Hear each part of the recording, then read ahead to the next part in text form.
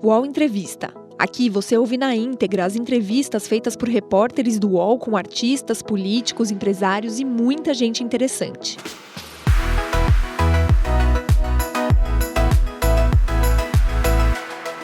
Eu queria começar te perguntando, Gilberto, a parte, o drama de ter câncer, a luta contra essa doença faz também você ter um pedaço metafísico ou sublime nessa experiência? Olha, quem entra nessa relação muito próxima da morte, que o dia todo, a pessoa acaba tendo que sair um pouco dessa dimensão. A situação para muita gente é muito avassaladora, né? Porque você acorda, não foi bem o meu caso, mas em geral a pessoa acorda, passa o dia, vai dormir pensando na morte. E ela vai fazer exames muito tempo, e cada exame, cada tomografia é um inferno. Muita gente, para não dizer 70%, ele se entrega a uma experiência metafísica, seja no espiritismo, seja na Umbanda, seja no hinduísmo, seja no judaísmo. Ele se entrega porque é tão desesperador, é tão... Você não tem a quem apelar, entendeu? Você entra num estado de solidão. De solidão como você nunca viveu. E você não tem para quem apelar, para mãe, para pai, para avó. Você entra num estado de solidão. E às vezes o misticismo, ele é uma forma de você saber lidar. Eu não condeno, viu? Tem pessoas que fazem operações. E você sabe que o meu médico, que chama Paulo Hoff com H, ele foi diretor nos maiores centros do mundo de câncer, diretor. Chama MD Anderson. Até hoje, você tem 5 centros importantes de combate ao câncer, esse é um deles. Ele fala que ajuda. Se você é otimista, se você acredita em alguma coisa, o tratamento faz mais força. Tanto que as pessoas religiosas, elas têm uma força mais, porque elas acham que tem um poder grande em cima delas, né? Quando eu perguntei se tinha uma parte sublime dessa experiência, eu não estava falando só religioso. Uhum. Eu estava dizendo uma parte boa. Então, isto foi a grande descoberta da minha vida. Essa foi a grande descoberta, porque quando eu soube que estava com câncer,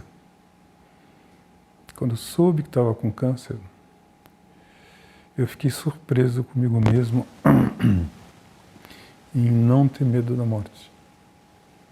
Fiquei surpreso. Era uma coisa que eu não me conhecia. Parecia um outro ser.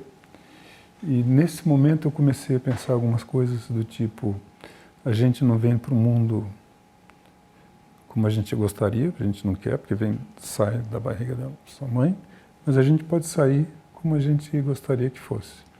E eu percebi que meu maior medo não era a morte, era viver sem propósito. E aí é muito interessante que no meu caso especial, desde que eu sou muito menino, eu tinha 3 distúrbios neurológicos que se misturavam, que era ansiedade, hiperatividade e distúrbio de atenção. Então, a vida para mim era uma coisa jato. Você não estava lá. Você estava jato. Você podia estar no melhor concerto do mundo que você ia ouvir 1/5. Você podia estar no melhor museu do mundo que você ia ver 1/10. Você podia estar lendo o melhor livro que você ia ler 1/20.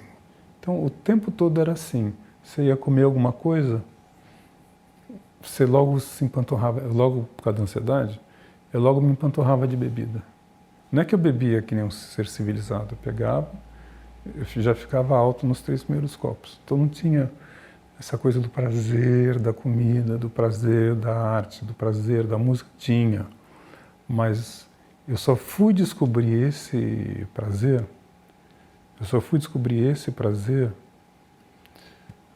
com o câncer. Não, e depois a coisa mais incrível desse meu processo é que o câncer me fez viver uma história de amor que eu pensava que eu jamais fosse viver. Eu nem sabia o que era isso, história de amor. É claro que eu amei pessoas, me apaixonei por pessoas, mas história de amor, porque você passa, no caso da Ana, né, você passa a viver do lado o tempo todo, com o corpo deteriorando, com sons horrorosos, com várias vezes ter que levantar para ir no banheiro. E quando tem uma má notícia, a pessoa está do lado, entendeu? Quando tem uma decepção, a pessoa está do lado. Eu não sabia que o amor tinha esta dose de cumplicidade. Eu nunca tinha vivido isso. Você sabe que é chegar nessa idade e não ter vivido, ter morado em Nova York, ter morado em Boston, ter morado em Brasília um tempão, ter feito várias experiências, mas não sabia que o amor é esse grau de cumplicidade. Esse livro que eu estou fazendo, que chama Os Dias Mais Felizes da Minha Vida, em que eu justamente mostro, não que eu não tivesse dias felizes antes, mas esses dias são incríveis, porque tem você dormir abraçado, você ficar o tempo todo de mão, e na hora, é incrível, é uma cumplicidade que eu queria que todo mundo tivesse na vida, porque é a solidariedade, você e outra pessoa são uma coisa só. Tanto que esse livro daí, para mim, ele é uma história de amor. Esse livro é uma história de amor. Se eu tivesse que resumir assim, ele é uma história de amor à Ana e uma história de amor à vida. Porque eu não tinha esse amor à vida. Eu não tinha esse amor de ouvir uma sinfonia de Mahler ou de Beethoven e ouvir cada detalhezinho. Eu não tinha a capacidade de ver um filme maravilhoso, e eu pegava um quinto. Tanto que eu comecei você fica muito tempo na cama, né, por causa do cansaço, eu comecei a ver alguns filmes antigos. E um deles foi o Grande Chefão. Aí eu olhava o Marlon Brando com o Al Pacino, eu falei assim, porra, como que eu não vi isso? Como que eu não vi esse sorriso dele? Como que eu não vi esse olhar dele? Como que eu não vi? É como se tivesse passado um outro filme, só para dar como exemplo, chamado Era Uma Vez na América, com o De Niro. E tem uma atriz que é a coisa mais linda do mundo. E a música, esse filme é do Sérgio Leone, e a música é do Morricone. E quando aparecem os olhos azuis dessa menina, a música do Morricone explode. E você acredita que eu não vi isto? Que eu não vi? Então é como se eu não tivesse presente na vida. O que o câncer traz do lado sublime? Tem um lado também que é complicado. Ele traz essa sensação que você está presente. A única forma de você lidar com o câncer assim, que é uma coisa complicada, é você descobrir esse lado sublime da vida. Porque também tem outra coisa, tem um lado dos afetos. Eu, como era muito agitado, não cuidava. Eu sempre disse que eu era um analfabeto emocional. Sempre estava lá, nunca estava presente com família, com ninguém. Então, você começa a ficar entregue aos afetos. E é muito interessante, mas qualquer afeto, o teu neto falando uma coisa, ele ninando, até ex-mulheres passam a ter uma relação diferente. E uma coisa que me chamou a atenção é que quem trabalha com internet, com jornalismo, é muito atacado, né? Você é atacado, você é o tempo todo esculhambado, Putz, que incrível. Eu não me toco muito, né? Estou acostumado, mas de alguma forma é uma carga pesada, né? Todo aquele, por exemplo, o Catraca foi quem fez a origem do ele não, né? Com Bolsonaro ou não. Então você imagina o que eu sofria, o que eu apanhava e tal. Aí quando você entra no câncer, você entra no mundo dos afetos. Você entra numa rede social de afetos. O que é isso? É alguém que tem uma oração. É alguém que tem um remédio. É alguém que tem uma terapia no México, na Nigéria. É alguém que tem uma conversa, um centro de espírita, um centro de umbanda. E no final, essa é uma rede de afeto. Você pode não acreditar na coisa da umbanda, do espiritismo, de nada. Mas você fica empanturrado de afetos, traduzidos em, olha, tem um medicamento que é lá no México, que ele é infalível. Outra coisa lá em Londres, tal. E no começo eu achava assim, mas depois eu vi isso daqui uma rede de afetos. Tem uma experiência que aconteceu comigo aqui, só para te dizer o seguinte, eu confio na ciência, né? Ciência, aquela coisa que você mede, grupo de controle e tal. Mas eu também acho que eu deveria abrir espaço para ter outras experiências. Mal não faz, para a Ana era uma coisa importante isso. E eu fiz uma operação espiritual.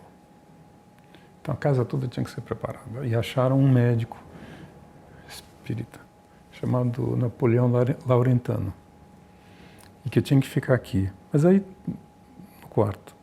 E a Ana fez uma rede social só para entrar às 11 da noite. E a rede social estava na França, estava nos Estados Unidos, estava várias cidades brasileiras, na Europa, Portugal, Espanha, tal, não sei o que. Foi uma rede. Foi assim, às 11 horas todo mundo faz uma... E é claro que eu sempre fico desconfiado, né? Mas essa rede existiu, era uma coisa inacreditável que ela montou. Foi uma rede social, acho que devia ter 5, 6, 7 mil pessoas. Porque aí foi o cara que tem uma igreja evangélica que conhece vários evangélicos, aí tem os judeus, a minha mãe tem a comunidade judaica, aí tem a comunidade dos baianos, tem a comunidade dos paulistas, tal, não sei o quê. Aí eu não sentia nada na operação, mas passava uma hora, eu me sentia elétrico. Eu te juro, eu me sentia elétrico. Elétrico. Eu descia aqui, ficava naquele sofá lá, eu me sentia elétrico, como se tivesse uma vida. E eu fiquei imaginando se aquelas 10 mil pessoas, sei lá, estivessem pensando em mim, eu acho que ia ter uma carga de energia mesmo. E toda vez acontecia isso. Toda vez, para você ter uma ideia da força, isso daí foi a única vez que eu tive uma ereção. Isso nesses 6 meses? Não, desde os 7 meses. Não tinha, a quimioterapia não te dá ereção. Eu tive ereção lá. Isso daí é verdade. Isso daí realmente. Se o Dr. Laurentano existe, mas veio me curar, tal, não sei. Mas que eu fiquei com ereção, eu fiquei. E eu começava a pensar em ideias. Eu parecia aquele Gilberto hiperativo que tinha ideias para levantar. Eu ligava de madrugada para as pessoas, olha, tem aqui um projeto que a gente pode fazer, tal, não sei o quê. E toda vez era a mesma coisa. Ou seja, eu chamo isso de uma rede de gentilezas. Então você passa a viver, você sai de uma rede de ódio da internet, de uma rede de ódio que o Brasil está vivendo, e o mundo está vivendo, mas o Brasil e Estados Unidos especialmente, você sai de uma rede de ódio e entra numa rede de afetos. É uma sensação extraordinária. É daí que eu falo do sublime, entendeu? Agora, Gilberto, quando você fala desse relacionamento de amor que você está vivendo com a sua mulher e com a vida, como em todo relacionamento de verdade, ele só existe porque os dois lados investem. Né? Se de um lado a Ana está fazendo tudo isso que ela está fazendo por você, você também está fazendo pela relação. Né? E eu fico imaginando, eu sei que você teve outros casamentos, você teve filhos, que também é uma experiência que isso. Dizem transcende muitas coisas, né? O que você acha que dessa vez fez você se entregar tanto? É medo de morrer? Não, é vaidade? É uma sensação de última chance que você tem lá no fundo, entendeu? De entrega. Você se entrega. O que em inglês chama surrender, que é um conceito hindu, né? Que você se entrega. E você fica tão sozinho quando você vai receber as notícias, você fica tão sozinho, então quando você entra naqueles tubos, que o amor te prega, o amor te agarra. É quase a ideia desse amor, de você ver o neto do seu lado pulando na cama, ou de você ver as flores e ver de um jeito diferente, ouvir a música, é uma relação amorosa com a vida. E isso te agarra. Isso te agarra. É como se fosse um remédio. Você está ligado à relação amorosa. Quando eu falo amoroso, não é você vê uma folha ali, você observa a folha com um detalhe. Você ouve Bach, ou Beethoven, ou Liszt, Mahler, você ouve numa relação amorosa. A relação amorosa exige que você esteja presente, como toda relação. E eu nunca estava presente. Eu nunca estava presente. Então eu não desenvolvi uma relação amorosa com a vida. É claro que eu tive momentos extraordinários, mas um período imenso foi bebendo. Mas eu bebia... Eu não cheguei a ficar alcoólatra, mas eu acho que eu fiquei muito próximo do alcoolismo, né? Porque o álcool era a coisa que me tirava a ansiedade. Eu não aguentava aquela coisa da ansiedade, aquela coisa que você se sente acuado e tal. E eu bebia todos os dias e muito. Isso pode ter sido a causa do câncer? Não. Não. O câncer de pâncreas ele não tem a ver com bebida. Ele tem a ver com cigarro, tem a ver com... Aí já estão dizendo que tem a ver com estresse, com vida moderna, porque está tendo uma epidemia de câncer de pâncreas entre jovens. Entre jovens. Jovem, a minha idade é jovem ainda para esse tipo de coisa. Eles não sabem, está tendo uma descoberta do câncer de pâncreas. É por isso que os americanos estão atordoados. Porque o câncer de pâncreas é uma coisa que é traiçoeira. É totalmente assintomático. É totalmente assintomático. Você não sente nada. Quando você vai sentir o câncer de pâncreas, você já não tem mais alternativa. A minha sorte é que eu pude pegar ele bem no comecinho e tal. Mas mesmo assim ele já fez metástase no fígado e começou a crescer no fígado. Mesmo assim. É um câncer que que o pessoal fica espantado. Uma coisa que a gente fez foi mandar o meu tumor para os Estados Unidos, chamado Foundation One, que analisa a genética do tumor. E viram que o meu tumor tinha 3 mutações que impediam que a quimioterapia desse certo. Então a quimio não adianta para você? Essas que eu fiz não adiantaram. O que adianta? Qual é o tratamento que você vem fazendo? Agora a gente fez uma coisa mais radical, né? Não, ele adiantou. Teve um momento em que o câncer parou de crescer e diminuiu. Com a quimio? Agora a gente está fazendo uma coisa mais radical, que é entrar no fígado diretamente com um catéter, encher de microesponjas embebidas na quimioterapia e tem a aorta, que é uma veia, tampa essa aorta e ela impede o oxigênio de ir no fígado. Aí o tumor morre de fome. É como se te trancasse numa câmara de gás sem ar. Mais ou menos assim. É mais ou menos assim. E dói? Não vai nada. Você fica com uma dorzinha assim, né? Não vai nada. Eu sinto até um prazer de ver o bicho lá se virando, porque eles estavam num parque de diversão, né? Estavam lá no Hop Hari, na Disneylândia, fazendo carnaval, brincando. Chapeuzinho do Mickey, tomando sorvete, batata frita. Agora eles estão dançando. Não sei se eles vão ganhar, mas estão sofrendo. Agora acabou aquela farra lá da Disneylândia. acabou. Agora eles têm que... Então é um tratamento inovador, mas que ele tem sido efetivo. Quão efetivo? Hã? Você sabe quão efetivo? Não tem estatística, mas para algumas pessoas não é uma coisa que tem aquele protocolo que você mede 2, 3 mil pessoas. Mas ele já está sendo feito há algum tempo com algum sucesso com algumas pessoas. Algum sucesso é sumir o câncer? Você mata ele de fome. E aí ele fica aqueles 5 anos sem aparecer? Ah, isso eu não sei. O que tem é o seguinte, você mata ele de fome. O câncer é um filme de suspense. As pessoas sabem muita coisa, mas também cada pessoa é um jeito de ser. Não tem alternativa, porque tem mutações. Cada pessoa é um jeito de ser.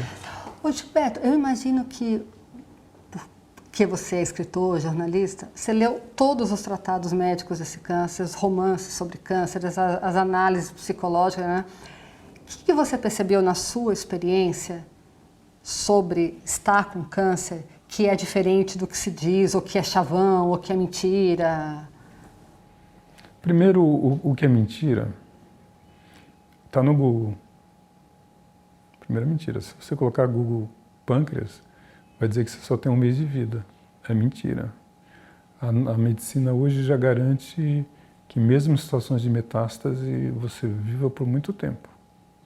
Isso é uma mentira. E eu fico até preocupado que o Google não mude isso, porque você pega os grandes médicos já mudaram. Eu não sei o que é diferente em mim. A única coisa diferente em mim foi ter transformado o câncer numa história de amor. É a única coisa que eu vejo diferente. Eu até brinco que eu subi no meu conceito, né? Eu vi essa frase em algum lugar, achei o máximo. Eu subi no meu conceito, eu fiquei uma pessoa melhor. Eu fiquei uma pessoa melhor, eu fiquei uma pessoa civilizada. Isso pode soar hipócrita, você sabe, pode, né? mas o que eu vou fazer? Mas eu não tenho por que mentir, né? O que eu vou ganhar? Eu já não vou ganhar prêmio mais nenhum, já não vou. Mas quando eu comecei a fazer esse livro, eu só comecei porque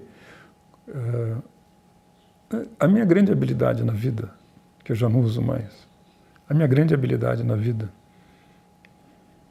é ser repórter. Eu sou daqueles lá antigos que olha ali o assunto e fala assim, é lá. E eu virei o meu assunto mais interessante para observar isso que você está me perguntando, para saber o que acontece com o meu corpo. Aí eu não escrevi esse livro, eu só escrevi porque eu não queria ninguém aqui em casa, porque tem horas que você está mal, que você está cansado, eu não queria ninguém aqui em casa. E o livro tinha que ter alguém para fazer. Aí a Ana me surpreendeu, ela topou fazer o livro. Ela topou, também profissionalmente, ela topou fazer o livro. E eu falei, pô, quem melhor que alguém que está 24 horas com você? Aí é isso que chamo de autorreportagem. Que, sinceramente, se eu tivesse falado assim, como é que se faz uma reportagem sobre alguém que está nesse momento?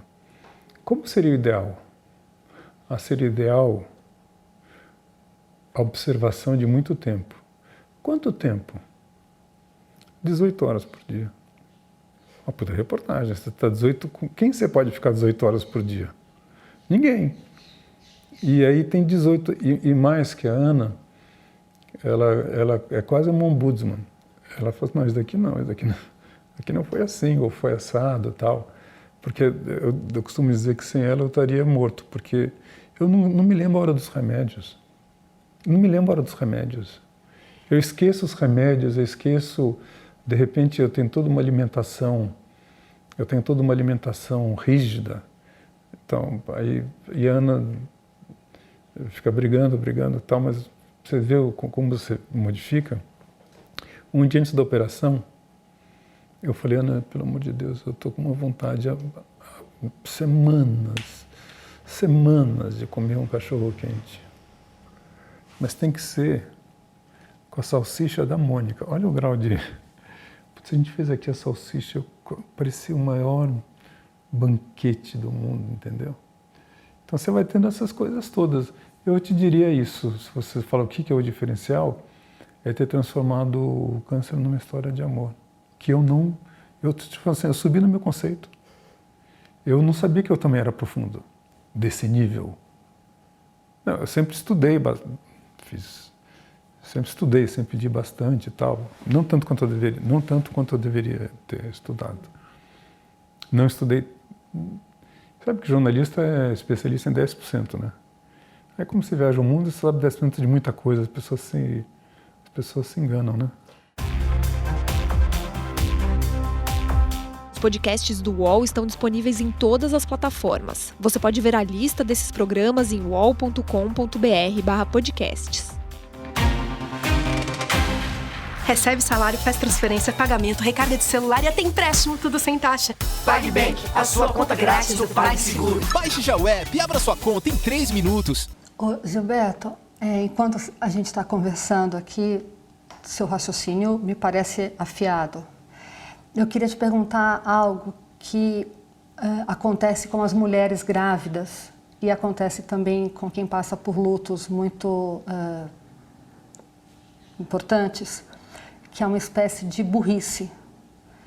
A mulher grávida, porque toda a concentração dela está ali, e pessoas enlutadas, em casos mais graves, porque também a concentração está toda para conseguir sair daquele sofrimento. Com você foi assim? Você se sentiu burra quando teu marido morreu? Sim, eu me senti. De não saber resolver as coisas? Tá? Sim, o raciocínio devagar, você esquece, você derruba as coisas.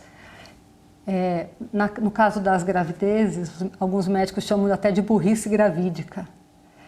Tem uma questão ali mesmo de cognição que é afetada. Você não sentiu isso?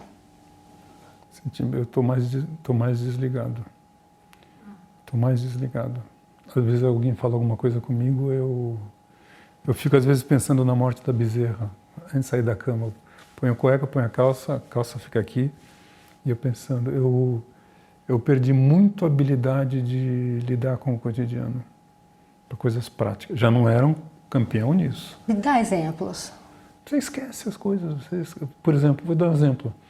Pô, que bom, né? A gente já está na sexta-feira, é sábado, é quinta. Você perde a noção de tempo. Você fica na cama o tempo todo. Você fica absolutamente incapaz de coisas práticas complexas.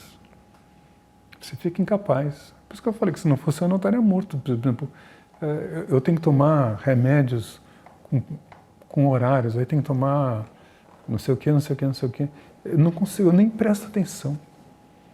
Eu não consigo, tem vários remédios que eu já ouvi várias vezes que eu não consigo repetir o nome. Eu acho que o corpo tem um estresse que é...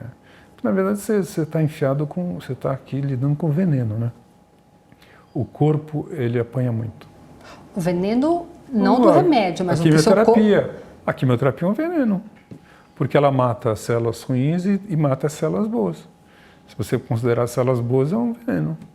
Tanto que os médicos prevêem que vai acabar a quimioterapia no futuro breve. Você vai tomar a sua pílula para você que tem seu câncer. Mas você fica meio desconectado, meio incapaz de lidar com coisas práticas.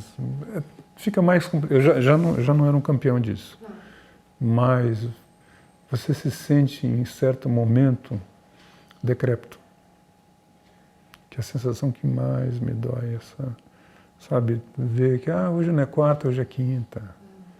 Você está empanturrado de remédios, você está num outro tempo e espaço, não é mais o tempo. Você entra num outro tempo e espaço. Outro tempo e espaço. Você não é mais aquele tempo e espaço seu. Você já não tem a cronologia que você tinha antes. A tua cronologia passa a ser muito ligado a você mesmo. Você vira o seu Cronos, como se fala na Grécia. Você vira o seu Cronos. O tempo é ligado ao seu corpo, às suas reações, ao seu relógio. E não tem. O que me agarra muito um pouco é a irritação profunda, mas profunda, que eu tenho do Bolsonaro e do Trump. Isso me dá uma raiva que me faz sentir humano, sabe? E te dá a raiva movedora, né? É raiva. Quando eu vejo essas coisas do Bolsonaro e do Trump, eu fico louco. Quando ele negando o aquecimento global, ele dizendo que o coronavírus não era tão grave como a pessoa imaginava. Aí o Bolsonaro entregando banana para jornalista. E o que você faz com essa raiva? Você escreve? Claro, eu sou agradecido ao Twitter. Pouquinho, mas o suficiente para a raiva ser extravasada. Eu falo assim, quando eu acordar de manhã cedo, vai ter. Aham. Não, você quer ver uma coisa? Que o Bolsonaro é o único cara do mundo, que na época do coronavírus está chamando uma aglomeração, que é aquela passeata. Você já viu uma coisa como essa? Todo mundo falou, não se aglomere, não se aglomere. Ele chamando uma aglomeração para o dia 15 de março, aquela passeata, né? Então isso daí me deixa bem, isso me faz um cara normal. Isso me faz o ódio, mas a irritação que eu tenho com o Bolsonaro, com o Trump, me faz uma pessoa, alguém que eu me reconheço. Você contou uma coisa linda que aconteceu com o câncer, que foi se apaixonar de um outro jeito pela sua mulher, pela vida. Contou coisas que te deixaram meio bobo e tal. Me conta uma coisa horrível que te aconteceu depois que você descobriu que tem câncer. Horrível.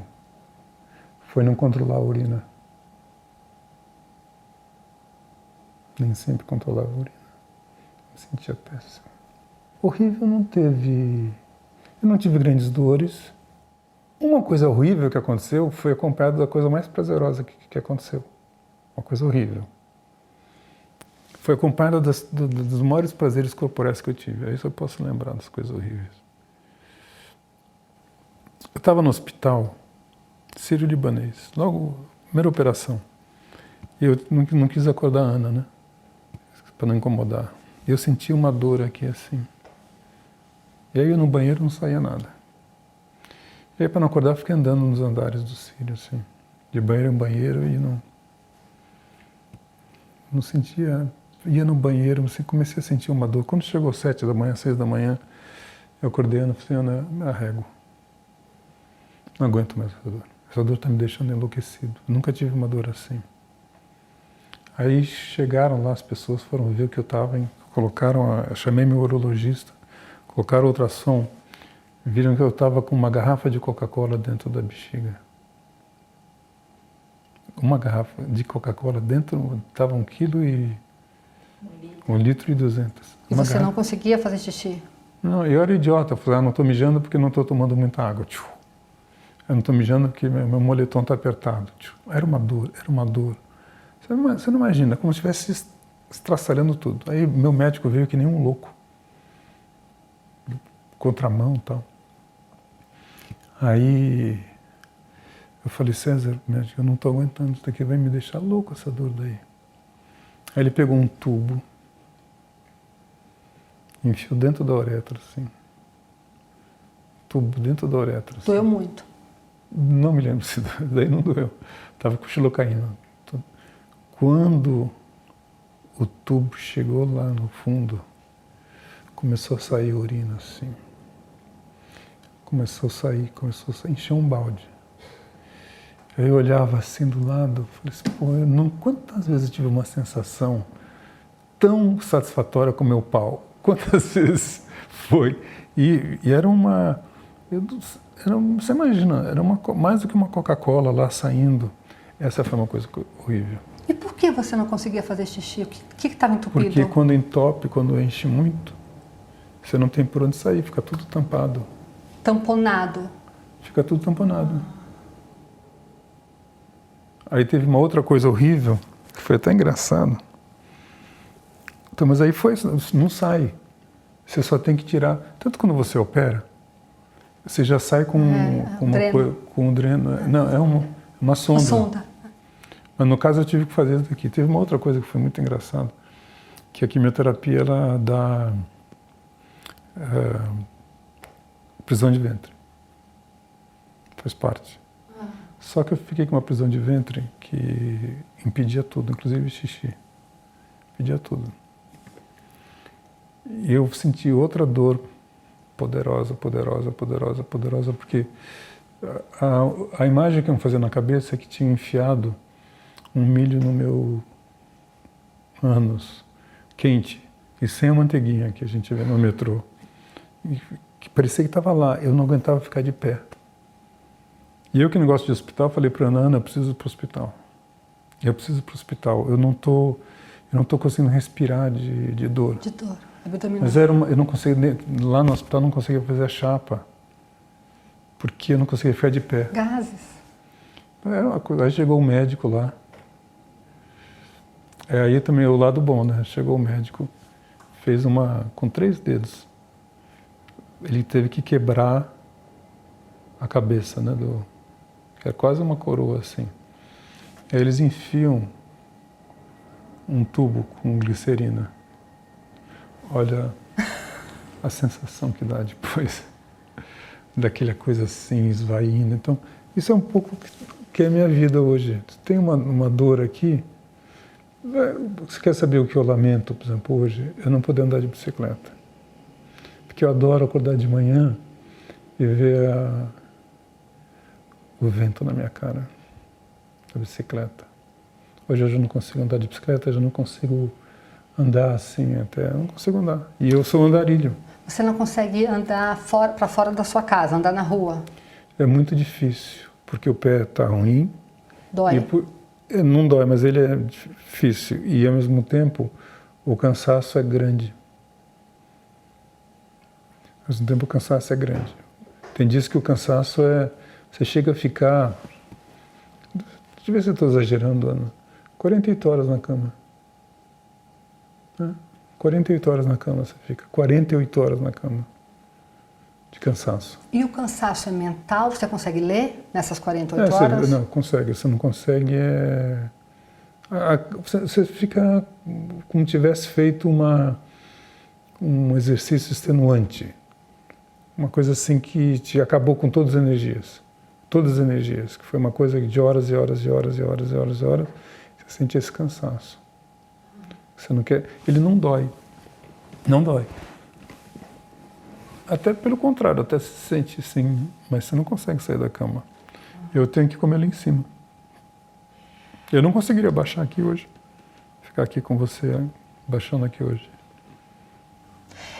Bom, pelo que você contou, eu imagino que você também não esteja fazendo sexo. Você pensa em sexo ou também não? É uma pena, né?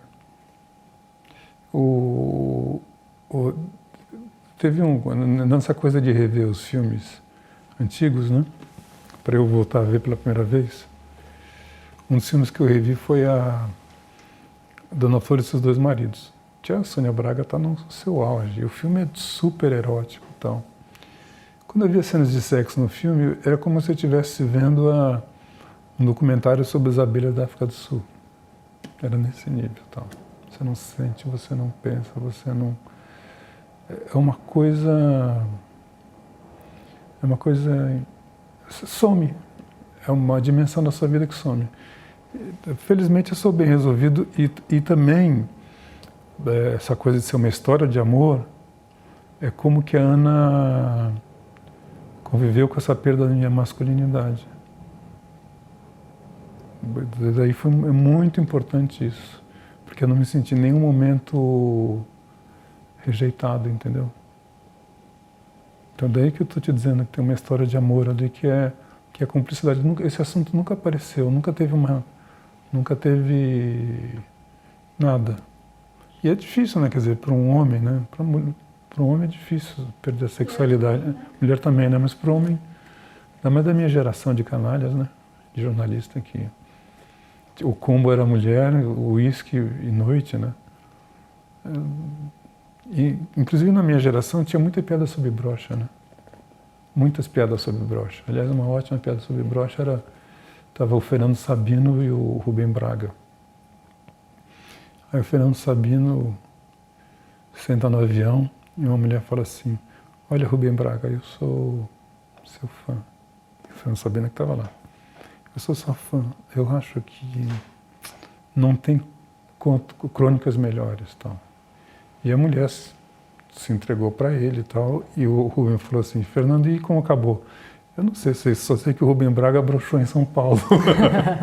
Então essa coisa de ser broxa, para minha geração, era você já não é homem, entendeu? Aham. Então só uma história de amor assim podia transformar isso numa coisa aceitável. A libido, ela não acontece porque ela está no combo do cansaço geral ou porque a quimioterapia... É quimioterapia. Mas onde que ela age para acabar com a libido, você sabe? Ela tá na bula. É normal, é que os homens não falam, mas está lá na bula. Mas tem a ver, ela está com os hormônios? De onde vem o hormônio do... Sei que está na bula. Você estava me dizendo que outras modificações do seu corpo que você sentiu, o seu cheiro mudou. Mudou. Você consegue descrever como ele ficou? Era um cheiro não do meu corpo, que me incomodava. O hálito, o gosto na boca mudou. Você sempre fica com gosto meio estranho na boca. Amargo? Mais pro amargo, mas muito incômodo. E aí o cabelo, você não tem mais pelo.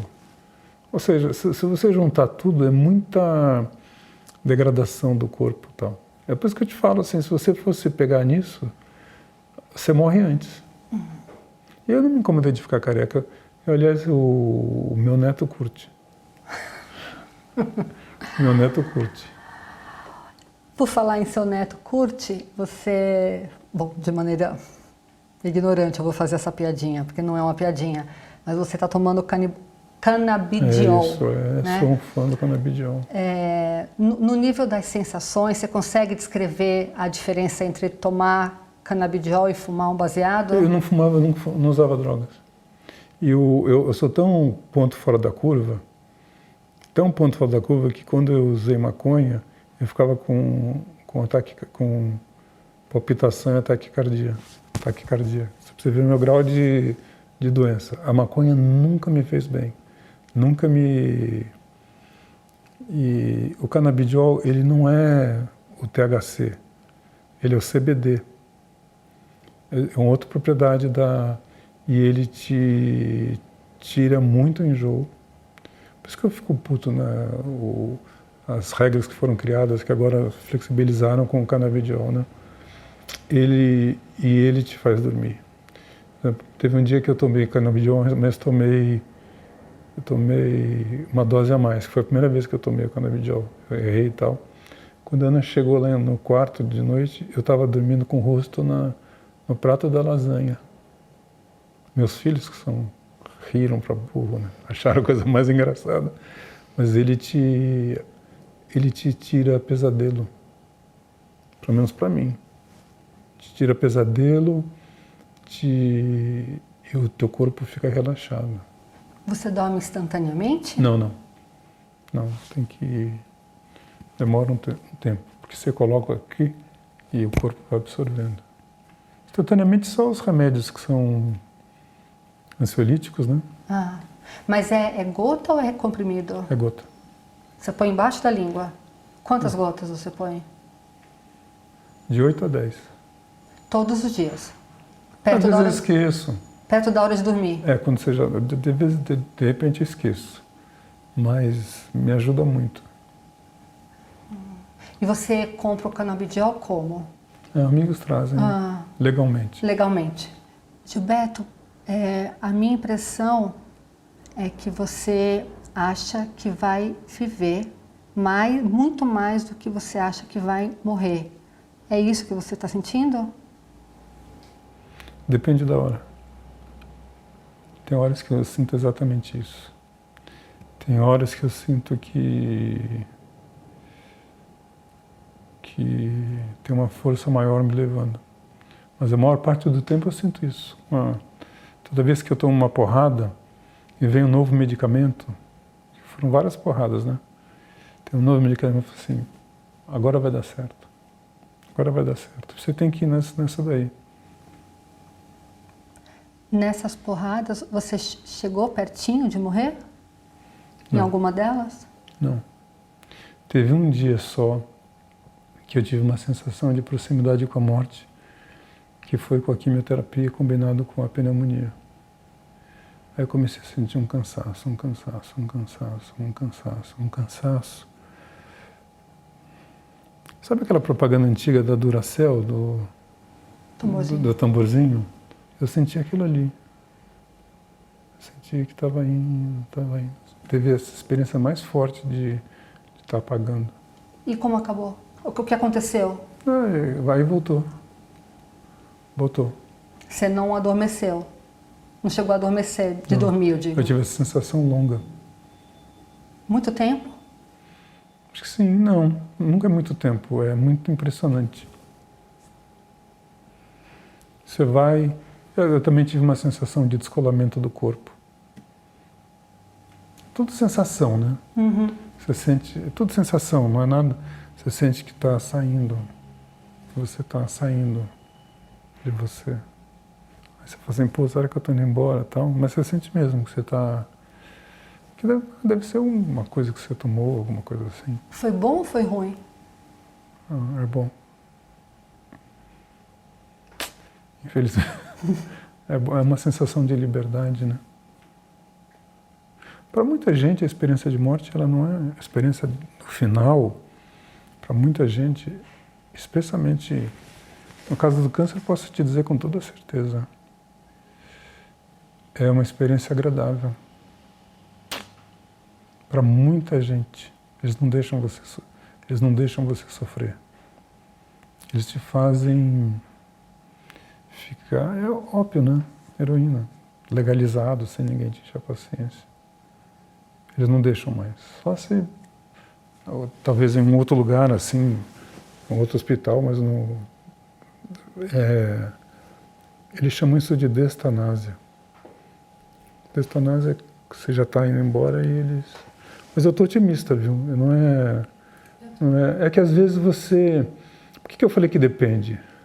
Às vezes você está tão cansado de tomar tanto remédio, de ficar na cama e tal, que às vezes o teu ânimo afeta. Você não fica deprimido, tal, mas você fica muito próximo do deprimido. Aí você fala, não vou conseguir. Tal. Aí acorda de manhã, vem o sol, vem o meu jardim, a Ana, meu neto.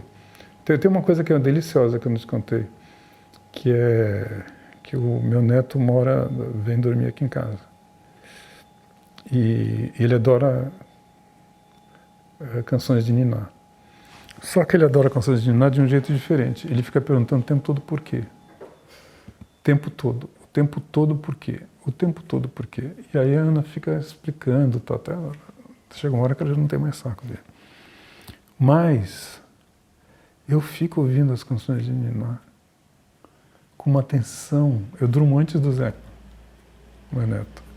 Então, você imagina essa coisa, o sublime, né, de você voltar a ouvir as canções de niná. Aí você também começa a pensar em parentes que se foram. E com um afeto incrível, meu avô, tios, pai. Aí você cria uma onda de afeto.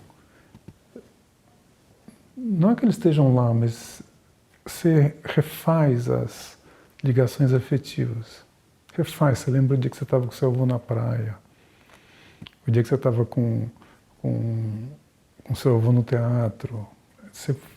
É um outro barato.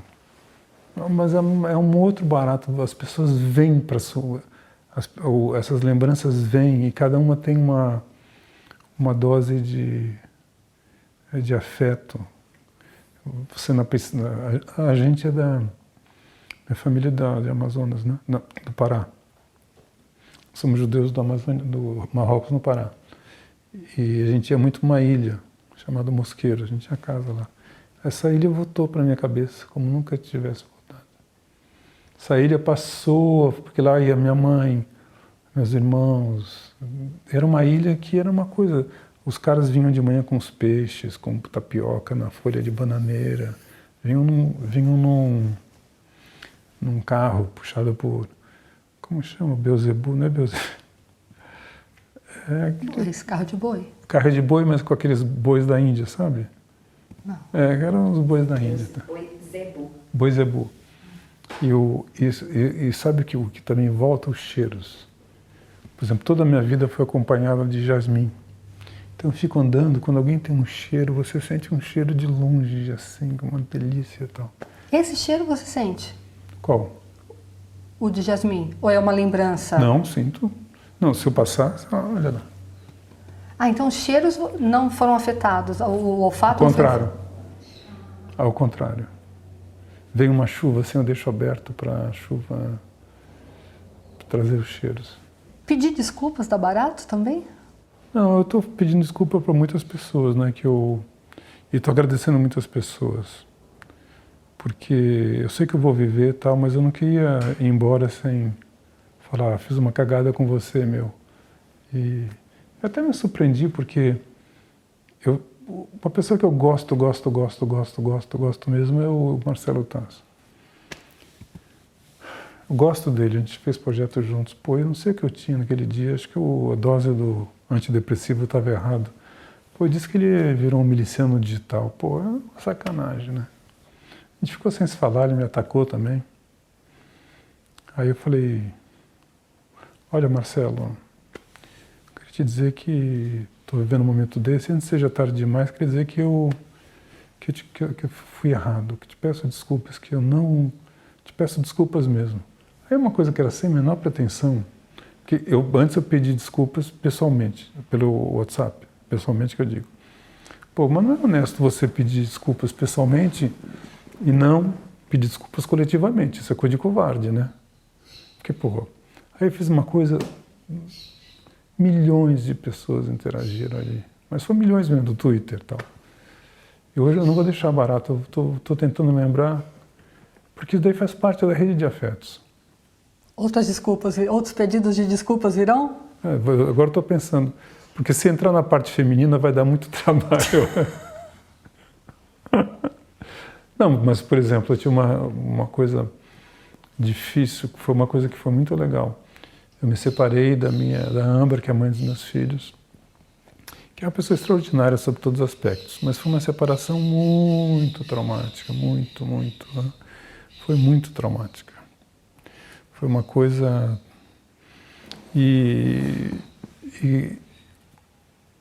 quando nasceu o neto já foi um ponto de ligação.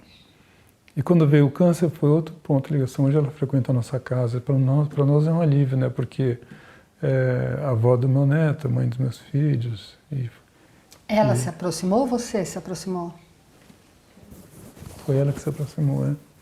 Mas ela vai merecer um pedido, porque eu fui muito imaturo naquela época. Foi muito imaturo. Ela vai merecer um pedido especial. Isso. É isso. O UOL Entrevista tem edição de áudio de Amer Menegassi e coordenação de Diogo Pinheiro.